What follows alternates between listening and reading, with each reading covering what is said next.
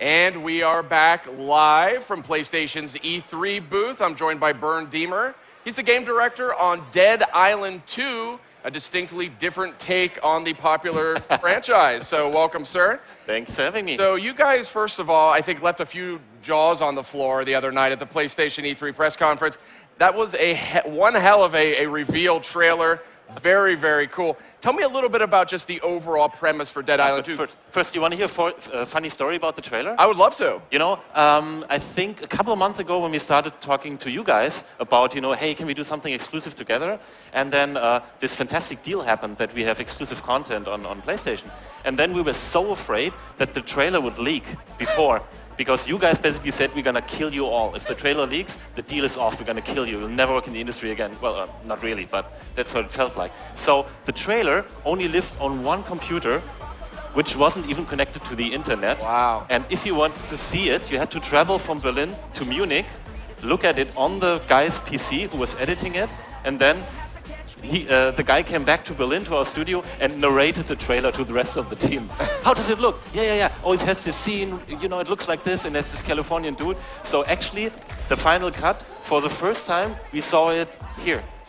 Really? Yes. That's a Black Ops level security for what looks to be a great game here, coming to PS4. So the premise is a little bit different than what we've seen in the prior games in the series. It's still first person, but it's set in the state of California. Give me a little bit of a backstory. Indeed. So when we started thinking about Dead Island, we thought, how can we make that, bigger and more impressive and more iconic? And then, being Europeans, we thought, so what's the most iconic location on this planet? And it's California, of course. It's beautiful, the sun always shines, everybody's beautiful, everybody's rich, and so not true, but still.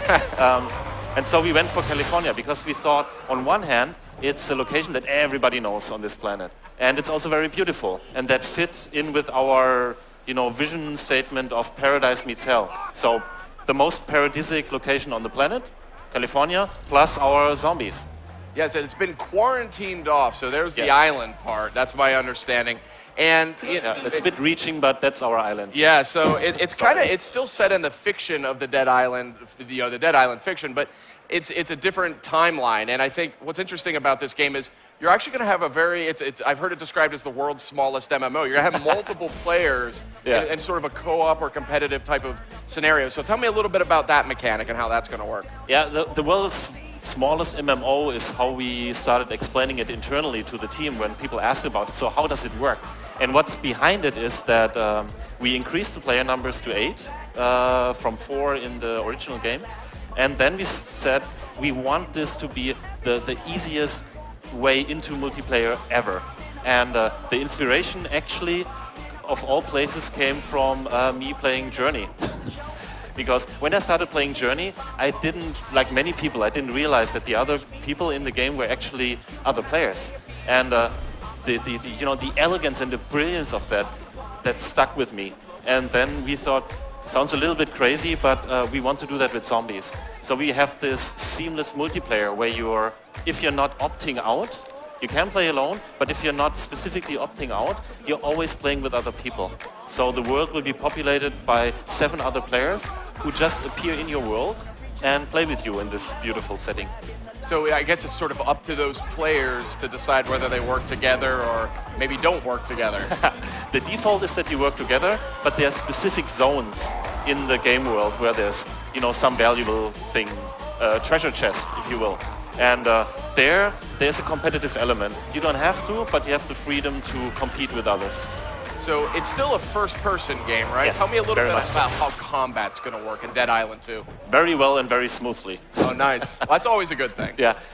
We're showing, unfortunately only behind closed doors, we're showing our combat prototype, which is a level that we built over a year ago. It's kind of, think of it as the game in a nutshell. And that's where we tested all our features, all our weapons, all our combat mechanics. And one thing that we wanted to go for is that the combat is much more smoothly. So it's, I would call it contextual combos. So for example, you can kick a zombie in the knees, which means he turns around, which gives you the opportunity to do a backstab. And then on to the next zombie. So it's a very fluid system. Oh, fascinating. So, given that it's set in the state of California, Yeah. are we going to see sort of a San Francisco environment, an LA environment? I mean, how far do you take it? Does it span sort of virtually the whole state? Not quite. Yeah, that would be tough. Yes. It's a big state. It's the Hollywood hero version of California. So the LA area stretches roughly from the Hollywood sign to Venice Beach, with kind of everything in between. The second area we're talking about already is San Francisco, which is roughly the Bay Area. And there's a third one, which we're not revealing yet. Outstanding. Yes. So what is the player's goal in all this? Obviously to survive what is a very bad situation, but is there a story to this, or is there a progression? There is a progression and a story, of course, like a personal motivation for you. But the thing is, the players, they are heroes. And the cool thing about it is that before the apocalypse happened, there were, average Joes, like people working in jobs, nothing special, nothing to write home about. And then these zombies came to California, and all of a sudden they became special because they're immune. They can get bitten by zombies and they don't die. And so they decided to stay. They don't want to leave. They don't want to get out. They're right where they want to be. So what we did is we basically tried to take what players actually want. As a player, you want to be the hero, right? You want to do great things in games, and we embrace that, and that is actually central to our narrative, that you're the hero. You're like cowboys, riding into town, killing the bad guys, you get the girl, and ride into the sunset. That's great. So I wanted to one more question for you. Obviously, you're with Jaeger, yes, which is it's a new developer on the series. Tell me a little bit about just quickly your history as a studio and what attracted you to Dead Island 2. Jaeger is a German studio based in Berlin. Has been around actually quite some time. This summer we're celebrating our 15th birthday. And the last game we shipped was Spec Ops: The Line. Great game, absolutely thank great you. game. Yeah. Thank you. And so then afterwards we thought, now for something completely different. Are you, Spec Ops: The Line was such a memorable game for me. Are you going to take a sort of, it was so subversive, it was a very subversive game. Are you going to take some of that subversive attitude here for Dead Island 2? Of course we will. And I think one thing that Jaeger brings to the game is that we're very serious about details.